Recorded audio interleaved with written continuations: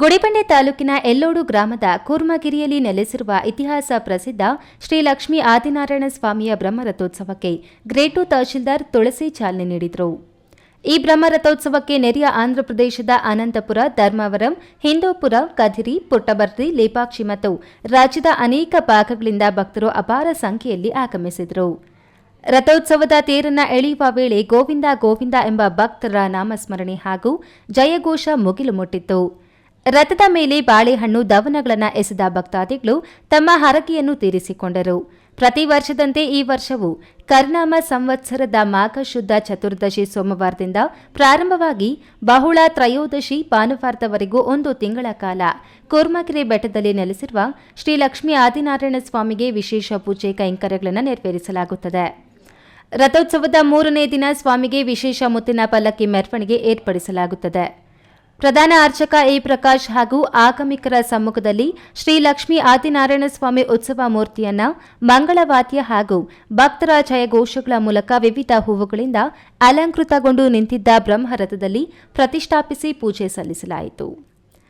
ಕೂರ್ಮಗಿರಿ ಪುರಾಣ ರೀತಿಯ ಹಿಂದೆ ಕೂರ್ಮ ಮಹರ್ಷಿ ಎಂಬ ಮುನಿ ಈ ಪ್ರದೇಶದಲ್ಲಿದ್ದ ದಟ್ಟ ಅರಣ್ಯದಲ್ಲಿ ಮಹಾವಿಷ್ಣುವನ್ನ ಕುರಿತು ತಪಸ್ಸು ಮಾಡಿದಾಗ ಆತನ ಇಷ್ಟ ದೇವರು ಬೆಟ್ಟದ ಮೇಲಿನ ಗುಹೆಯಲ್ಲಿ ಆತನಿಗೆ ದರ್ಶನವಿತ್ತ ಬಗ್ಗೆ ಉಲ್ಲೇಖವಿದೆ.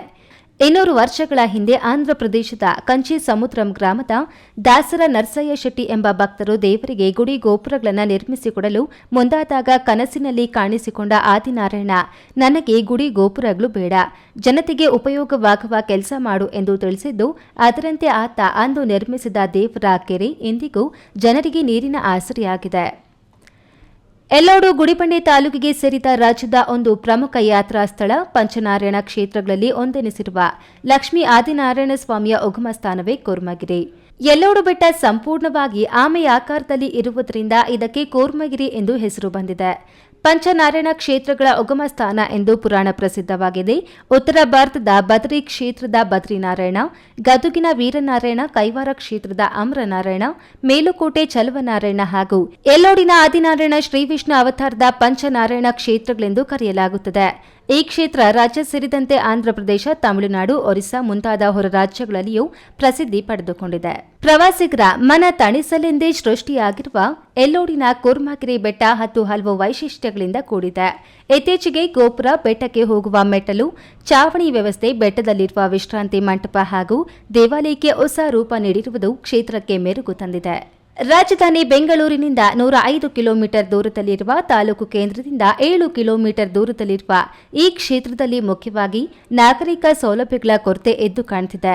ಬೆಟ್ಟದ ಮೇಲೆ ಮುಡಿ ಕೊಡುವ ಪದ್ಧತಿ ರೂಢಿಯಲ್ಲಿದೆ. ಆದರೆ ಸ್ನಾನದ ಕೊಠಡಿಗಳು ಹಾಗೂ ಶೌಚಾಲಯ, ಕುಡಿಯುವ ನೀರಿನ ವ್ಯವಸ್ಥೆ ಇಲ್ಲದಿರುವುದು ಬಹುದೊಡ್ಡ ಸಮಸ್ಯೆಯಾಗಿದೆ. ಕ್ಷೇತ್ರಕ್ಕೆ ಆಗಮಿಸುವ ಭಕ್ತರು ಸರಿಯಾದ ಬಸ್ ಸೌಲಭ್ಯವಿಲ್ಲದೆ ಪರದಾಡುವಂತಾಗುತ್ತದೆ. ಈ ದೇಗುಲ ಮುಜರಾಯಿ ಇಲಾಖೆಗೆ ಸೇರಿದ್ದು, ಆದಾಯದ ಮೇಲೆ ಮಾತ್ರ ಕಣ್ಣಿಟ್ಟಿರುವ ಆ ಇಲಾಖೆಯವರು ಈವರೆಗೆ ಅಭಿವೃದ್ಧಿ ಬಗ್ಗೆ ಮಾತ್ರ ತಲೆ ಕೆಡಿಸಿಕೊಂಡಿಲ್ಲ ಎಂಬುದು ಭಕ್ತರ ಆರೋಪವಾಗಿದೆ.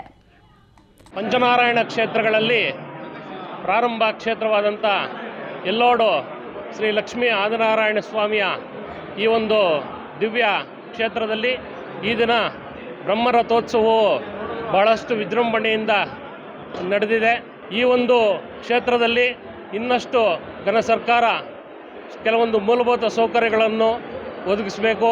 ಹಾಗೆಯೇ ಈ ಒಂದು ಕ್ಷೇತ್ರ ಸುಮಾರು ಉಂಡಿ ಆದಾಯ 25 ಲಕ್ಷಕ್ಕೂ ಹೆಚ್ಚು ಇದೆ. ಇಲ್ಲಿ ಒಂದು ಮುಜರಾಯಿ ಸಂಬಂಧಿಸಿರ್ತಕ್ಕಂಥ ಕಚೇರಿಯನ್ನು ಪ್ರಾರಂಭಿಸಿ ಒಂದು ಸಿಬ್ಬಂದಿಯನ್ನೆಲ್ಲ ಒದಗಿಸಿಕೊಟ್ಟು ಬರುವಂಥ ಭಕ್ತಾದಿಗಳಿಗೆ. Manjunath B, E news TV, Gudibande.